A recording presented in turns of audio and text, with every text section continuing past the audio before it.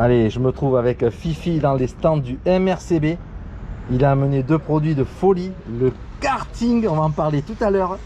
Et ici, voilà, on a commencé à parler de ce châssis parce qu'en réalité, aujourd'hui, il arrive à monter des jantes, des roues de chez SPM. Classique, hein, c'est des standards Kyosho.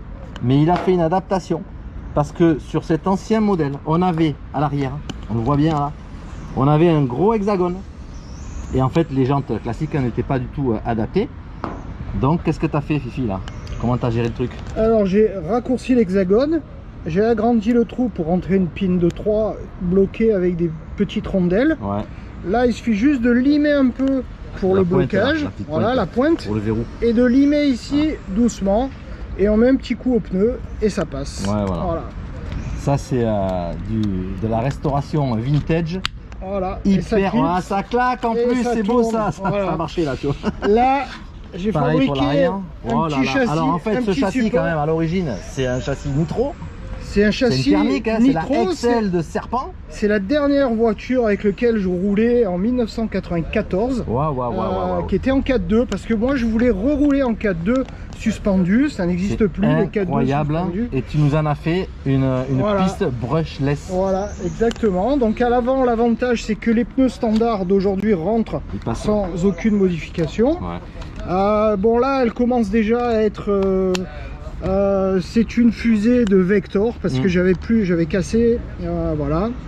À savoir que les plastiques à l'époque étaient quand même assez cassants. J'ai tout fait bouillir, mais ça casse encore un peu.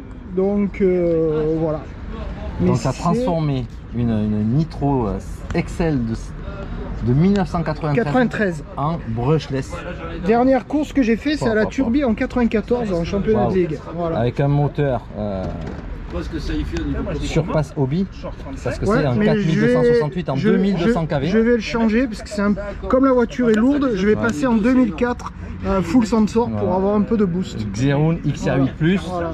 Et donc tu l'alimentes avec 2 lipo 2S. 2 lipo 2S que je passe là. Donc là j'ai un peu limé pour que ça passe. J'ai adapté. Elles sont calées entre la plaque châssis et le platine supérieur. Et du coup j'ai remis une petite plaque carbone. Pour renforcer dessus. Pour renforcer, pour poser. Et surtout pour aussi mettre ton électronique ici, quoi. C'est ça, exactement.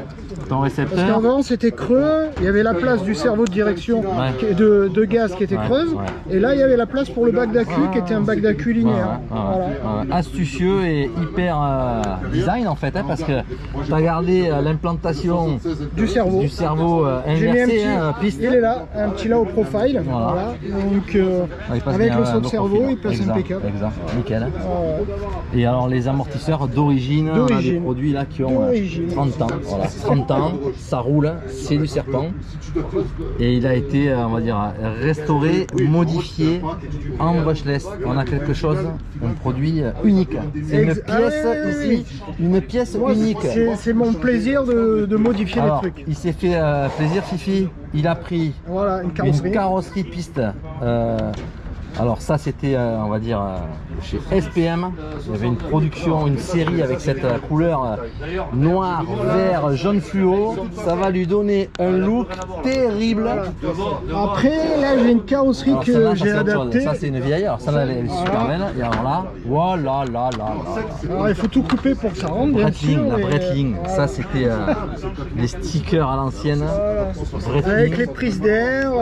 Tu nous as fait un mix, hein, drapeau anglais, italien. Voilà. C'est une voiture internationale. Mais je vais la faire rouler. Voilà. Bon, mais super, très belle présentation et beau travail de modéliste. Allez, et je vous dis à bientôt et on va passer à une autre vidéo parce que je suis trop curieux. On a un karting, on le voit dans une prochaine vidéo. Ciao.